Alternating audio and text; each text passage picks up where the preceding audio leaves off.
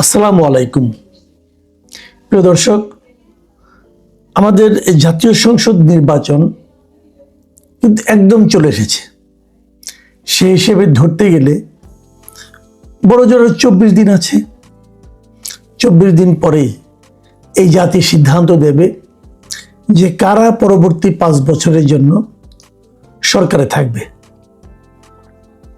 কারা দেশ পরিচালনা করবে এবং রাজনৈতিক দলগুলো অথবা জোটগুলো কিভাবে দেশ পরিচালনা করবে সে সংক্রান্ত কোনো তথ্য কিন্তু এখন পর্যন্ত আমাদের সাধারণ মানুষের কাছে নেই।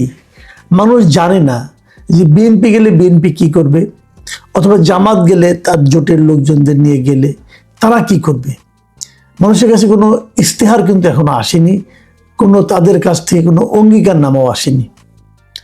সরকার এদিকে কি করছে? আমি যদি 3টা পার্টিকে ধরি, যে নির্বাচন পরিচালনা করছে নির্বাচন কমিশন, এবং সেই নির্বাচনে অংশ নিচ্ছে কারা?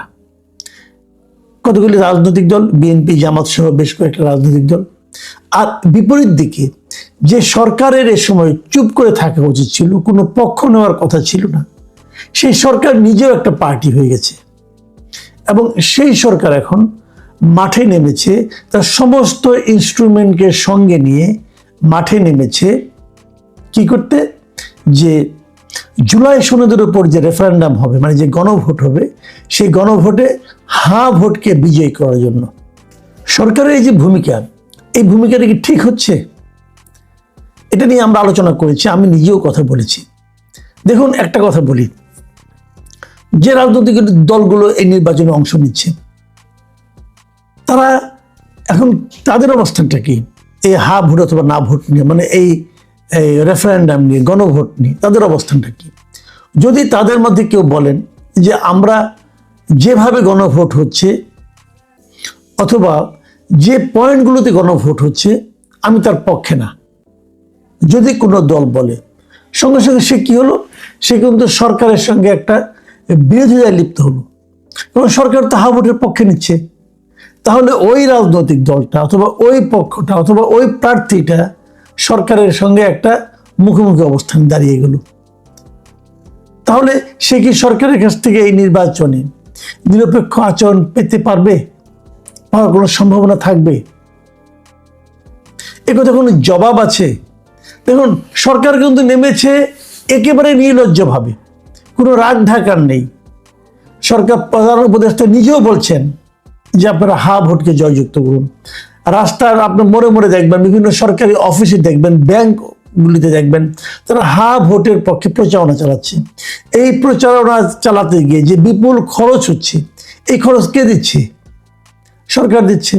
সরকারের একজন উপদেষ্টার পদমর্যাদায় একজন বিদেশি নাগরিক, উনি দ্বৈত নাগরিক, বাংলাদেশেরও নাগরিক আবার আমেরিকারও নাগরিক, উনি মিস্টার আলী রিয়াজ, উনি বিভিন্ন জায়গায় যেহেতু উপদেষ্টা মন্ত্রীর পদমর্যাদায় আছেন, উনি বিভিন্ন জায়গায় যাচ্ছেন দেশের, যে সরকারি কর্মকর্তাদের নিয়ে মিটিং করছেন, এবং সেখানে উনি বলছেন যে কিভাবে হা ভোটের পক্ষে প্রচারণা চালাতে হবে।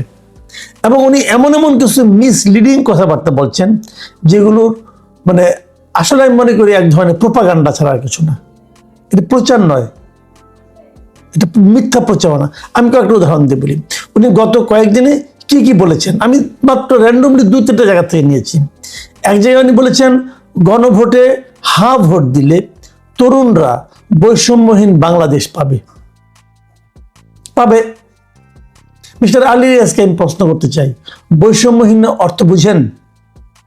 উনি একটু বিদেশে লেখাপড়া করেছেন, বিদেশে মাস্টারি করেন, ওখানেই থাকেন, মাঝে মাঝে বাংলাদেশে আসেন। আপনাকে আমি প্রশ্ন করতে চাই, বৈষম্যহীন বাংলাদেশ পাবে আপনি গ্যারান্টি দিচ্ছেন? কিভাবে দিচ্ছেন? যদি জুলাই সনদ পাশ হয়, তাহলে জুলাই সনদ পাশ হলে বৈষম্যহীন হয়ে যাবে বাংলাদেশ। আপনি যে লিখিত যে সংবিধানটা দিয়েছেন, যে কাজগুলো তো আপনার কাজ, ভাই, এটা তো ইয়োর ব্রেন চাইল্ড।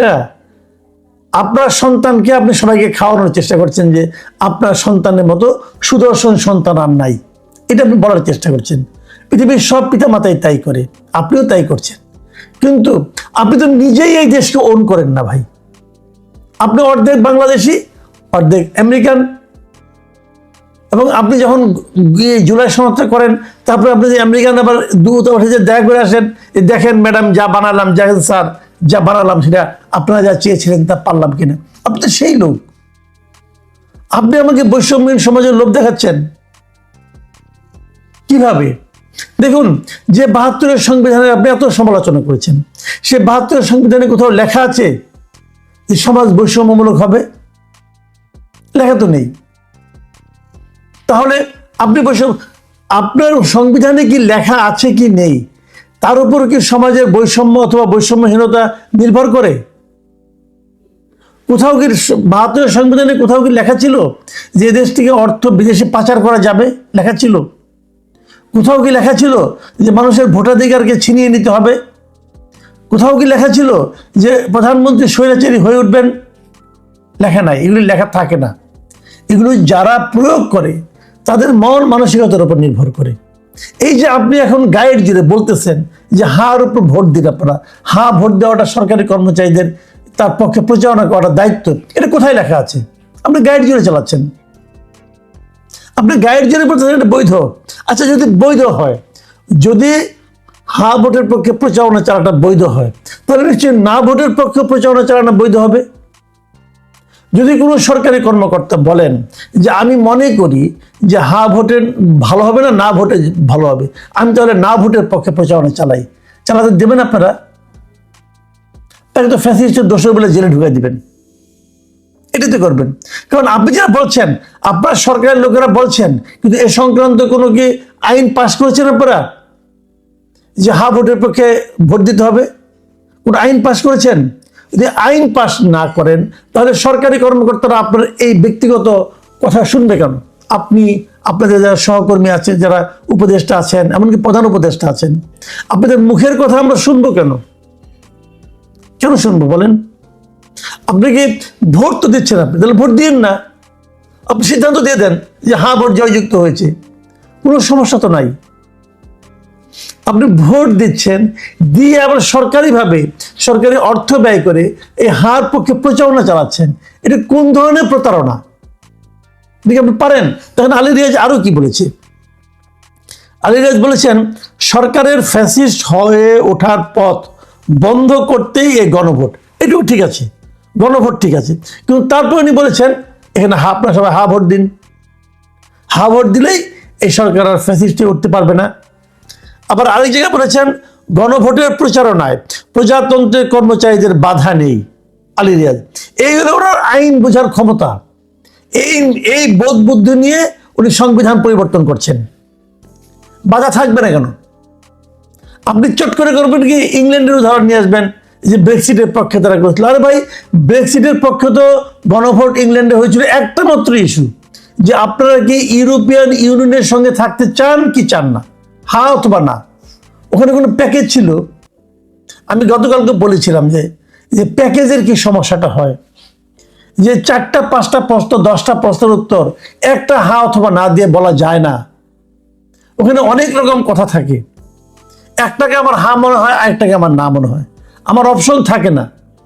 আপনি আমাকে একটা প্যাকেজের মধ্যে আপনার ধরেন 84টা প্রশ্ন, তার মধ্যে 30টাতে একমত হয়েছে ধরলাম, আর বাকি থেকে 54টা। তো 54টা বিষয়ে যেটার মধ্যে রাজনৈতিক দলগুলি একমত হয় নাই, সেটাকে আপনি আমাকে দিয়ে না বলাচ্ছেন কেন?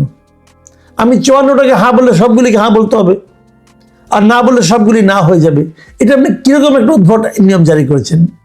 তারপরেও প্রজাতন্ত্রের কর্মচারীদের জন্য আপনি বাধা নেই বলছেন, মানে কি? প্রজাতন্ত্রের কর্মচারীদের বলতেছেন যে আপনার ভোটের পক্ষে প্রচারণা চালান, কিন্তু ভোটের পক্ষে প্রচারণা চালানো যদি বাধা না থাকে আইনগত, তো না ভোটের পক্ষে প্রচারণা চালাতে আইনগত বাধা থাকে কথাটা করতে দিবেন? কেউ যদি বলে আমি না ভোটের পক্ষে প্রচারণা চালাচ্ছি, সে কি মুক্ত থাকতে পারবে আপনার মনে হয়? আপনাদের আইন শৃঙ্খলা, আপনাদের আইনের শাসন আমরা দেখছি না যে এরকম ভাবে ওনারা নানা জায়গায় নানা কথা বলে বেড়াচ্ছেন। পলিটিক্যাল পার্টিগুলো কি বলছে দেখেন, যারা নাকি এই আলী রিয়াজ সাহেবদের মতো লোকদের এই সমস্ত কথাবার্তাকে পছন্দ করছে না, তারাও কিন্তু সরাসরি বলার সাহস পাচ্ছে না পলিটিক্যাল পার্টিগুলো। কেন? বললে পরে তাদেরকে স্বৈরাচারের দোষর হিসেবে আখ্যায়িত করে আবার একটা মব পরিচালনা করা হবে। এটা কি একটা মবের নির্বাচন হচ্ছে? দেখুন, আমির খসরু মাহমুদ চৌধুরী বিএনপির নেতা, উনি কি বলেছেন? ওনার এই বক্তব্যটা আমাকে পছন্দ হয়েছে। উনি বলেছেন, কোনো বিশেষ ক্ষেত্রে ভোট দেওয়ার কথা বলা সরকারের উচিত নয়। তার মানে এই যে আপনি হার পক্ষে প্রচারণা চালাচ্ছেন, এটা কিন্তু বিএনপি পছন্দ করছে না, কিন্তু বিএনপি সরাসরি বলার সাহস পাচ্ছে না, কারণ মবের ভয়ে। আপনাদের তো একটা অস্ত্র আছে, সাথে সাথে মব লেলাই দিবেন। এই দেখো, বিএনপি না ভোটের পক্ষে বলছে, হা ভোট বলছে না, মানে জুলাই চেতনা তারা ভুলুণ্ঠিত করছে। আচ্ছা, আমি একটা কথা বলি, জুলাইয়ের যে চেতনা, সেই চেতনাকে আপনাদের তৈরি জুলাই সনদ সম্পূর্ণভাবে কি ধারণ করতে পেরেছে? পারেনি তো। আমি একটা উদাহরণ দেব, বলি ছোট্ট একটা। ধরা যাক আমার জ্বর হয়েছে, আমাকে এনে আমার একজন বলছে তুমি ওষুধটা খাও, খেলেই তোমার জ্বর ভালো হয়ে যাবে। তো আমি কি জানতে চাইবো না ওষুধটা কি? এটা কি প্যারাসিটামল, নাকি এটা ডায়াবেটিসের ওষুধ, নাকি এটা প্রেশারের ওষুধ? আমি জানতে চাইবো না? আমি তো জানতে চাইবো। এই জানতে চাওয়াটা কি অন্যায়? আপনি বলছেন তুমি এটা খাও, চোখ বন্ধ করে আমার উপর আস্থা রাখো, আস্থা রেখে খাও, তখন আমি জানতে চাইবো ভাই যারা আপনি কে? আপনার কি আসলে মেডিকেল সায়েন্সে কোনো ডিগ্রি আছে, নাকি আপনি কাঠমিস্ত্রি? আমার তো জানতে চাইতে হবে। তা আপনি কে? আলী রিয়াজ সাহেব কে? তার কথা অনুযায়ী আমাকে বিশ্বাস করতে হবে যে হা ভোট দিলেই দেশের বৈষম্যহীন সমাজ পরিচালিত হয়ে যাবে, হা ভোট দিলেই এই দেশে একটা পাওয়ারফুল কিছু হয়ে যাবে, হা ভোট। এটা আপনি কি করে আপনি বলেন? অথচ দেখেন প্রচারণা কোন পর্যায়ে গেছে। আমি দেখলাম আজকে সিলেটে আমাদের স্বাস্থ্য উপদেষ্টাকে জানেন আপনারা? হয়তো বোধহয় ভুলে গেছেন, কারণ ওনার তো কোনো কর্মতৎপরতা কখনো দেখি নাই। ওনার নাম হলো নূরজাহান বেগম। এই নূরজাহান বেগম, ওনাকে যে আমার এতদিনের অভিজ্ঞতা থেকে আমার এটা এখনো রহস্য, এই ভদ্র মহিলাকে স্বাস্থ্য উপদেষ্টা কেন বানানো হয়েছিল আমি এখনো বুঝতে পারি নাই। যাই হোক, তো উনি একটা অসাধারণ কথা বলেছেন। তিনি বলেছেন যে এই হা ভোটের পক্ষে থাকাটা নাকি ফরজে কেফায়া। হ্যাঁ, এটা উনি বলেছেন। আমি আপনাকে পরিষ্কার উনি কি বলেছেন। উনি বলেছেন, আমি একটা পত্রিকা থেকে নিচ্ছি, আপনাকে পত্রিকাটা দেখেন, আপনারা দেখেন, যে গণভোটে হার পক্ষে থাকা ফরজে কেফায়া বলে মন্তব্য করেছেন স্বাস্থ্য ও পরিবার কল্যাণ উপদেষ্টা নূরজাহান বেগম। উনি শুক্রবার দিন দুপুরে সিলেটে সরকারি কর্মকর্তাদের সঙ্গে বৈঠকের পর সাংবাদিকদের এই কথা জানান। দেখেন, তো উনি এটা বলেছেন, আমার কাছে মানে কি বলবো, অস্বাভাবিক লাগে। এই ভদ্র মহিলা আসলে নিজেও জানেন না যে হা ভোটটা কেন, এবং উনি নিজেও জানেন না ফরজে কেফায়া কাকে বলে। আমি একেবারে শিওর ফরজে কেফায়া জিনিসটা কি ভাইয়া? ফরজে কেফায়া হলো যে যেটা ফরজ, কিন্তু একটা গোষ্ঠীর কাছে যখন একটা গোষ্ঠীকে অবহিত করা হয় এই ফরজটা পালন করার জন্য, তখন যদি ওই গোষ্ঠীর পক্ষ থেকে একজন দুইজন যাই যদি সেই ফরজটা পালন করে, তাহলে ওই 10 জনের মধ্যে সবারই এটা ফরজ পালন হয়ে গেছে বলে মনে করো। যেমন জানাজা নামাজ ফরজে কেফায়া। ধরেন আপনার বাড়িতে আপনারা শুনলেন যে আপনার প্রতিবেশী মারা গেছে, আপনার বাড়িতে সবাই সেই জানাজায় অংশ নিতে পারলো না, একজন নিল অথবা 2 জন নিল, বাকিরা অন্য কাজে ব্যস্ত আছেন, তাহলে কিন্তু এই সবারই ফরজটা আদায় হয়ে গিয়েছে বলে ধরা হবে। কিন্তু যদি একজনও না যায়, আপনার বাড়িতে যদি একজনও সেখানে না যায়, তাহলে এই সবাই কিন্তু একটা ফরজ ভঙ্গের অপরাধী হবেন। এটা হলো ফরজে কেফায়া। তাহলে কি হলো? তাহলে আমার বাড়িতে একজন যে হা ভোট দিয়ে আসলো, ফরজে কেফায়া পালন হয়ে গেল। আপনি এটা চান? তাহলে আর কেউ গেল না, আমার গোত্র থেকে একজন গেল, আর বাদ বাকি সবাই যে না ভোট দিল, তাহলে আপনি কি করবেন ভাই? উনি ফরজে কেফায়াও বুঝেন না, উনি গণভোটও বুঝেন না আসলে। আর স্বাস্থ্য যে বুঝেন না, এটা তো গত 18 মাসে আমরা বুঝে ফেলেছি। এই হলো এই সরকারের দক্ষতা। যেহেতু আমি নূরজাহান বেগমের ধর্মের কথাটা তুললাম, গতকালকে আমি আমার এই অনুষ্ঠানে, এই প্রোগ্রামে একটা দর্শকের কথা আমি পড়েছিলাম, এটা আজকে আমি পড়েছিলাম। সেখানে একজন দর্শক একটা মন্তব্য করেছিলাম, আমি এই মন্তব্যটাকে আবারও আপনাদেরকে পড়ে শোনাতে চাই। মিস্টার ওয়াসিউর রহমান নামে এক ভদ্রলোক বলেছিলেন, তিনি বলেছিলেন যে মুসলিম হিসেবে গণভোটে না দেওয়ার কোনো বিকল্প নাই। মানে আপনি যদি মুসলমান হন, তাহলে আপনাকে গণভোটে না ভোটই দিতে হবে। এটা ওনার বক্তব্য কিন্তু, কারণ উনি আবার এর পেছনে একটা ব্যাখ্যা দিয়েছেন। কারণ সূরা ইসরার 36 নম্বর আয়াতে বলা আছে, কি বলা আছে? আর যে বিষয়ে তোমার জ্ঞান নেই তার অনুসরণ করো না, কান, চোখ, হৃদয় এদের প্রত্যেকটি সম্পর্কে কৈফিয়ত তলব করা হবে। মানে সূরা ইসরা বলা আছে যে বিষয়টা তুমি ভালো মতো বোঝো না সেটা তুমি অনুসরণ করো না, সেটা তুমি ফলো করো না। তো উনি বলছেন যে গণভোটে যে 4টি প্রশ্ন আছে সেগুলো সম্পর্কে সম্পূর্ণ ওয়াকিবহাল না হয়ে যদি কেউ এসবের উত্তরে হা ভোট দেয় তাহলে সে কি কোরআনের এই আয়াত অমান্য করবে না? এবার বুঝেন, ব্যাখ্যা দেন এবার কেমন করে দিবেন। নূরজাহান বেগম, আপনাকে বলছি, আপনি তো ফরজে কিফায়া বলে একটা হাদিস একটা আপনার দিয়ে আসলেন, ওসিয়তনামা করে আসলেন একটা, এটা ফরজে কিফায়া। তো ওটা যদি ফরজে কিফায়া হয় তাহলে সূরা ইসরার 36 নম্বর আয়াতের যে প্রশ্নটা মিস্টার ওয়াসিউর রহমান তুলেছেন, আপনি এটাকে কিভাবে এক্সপ্লেন করবেন?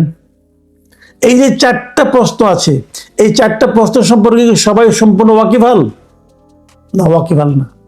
এই যে আপনি আবার শুনছেন আপনার আমার অনুষ্ঠান, আমি আপনাকেই প্রশ্ন করি, আপনি কি গণভোটের দেওয়া 4টা প্রশ্ন সম্পর্কে ডিটেল জানেন, বোঝেন? না বুঝলে হা অথবা না দিয়েন না, বুঝে দেন। হা দিলেও বুঝে দেন, না দিলেও বুঝে দেন। বোঝেন আপনি? এই হলো আমাদের দেশ, এই হলো আমাদের দেশ পরিচালনাকারী সরকার এবং সরকারের লোকগুলো নিজেদের স্বার্থ সিদ্ধির জন্য তারা যখন যাকে যেভাবে প্রয়োজন ব্যবহার করে যাচ্ছে। এটা ঠিক না। প্রিয় দর্শক,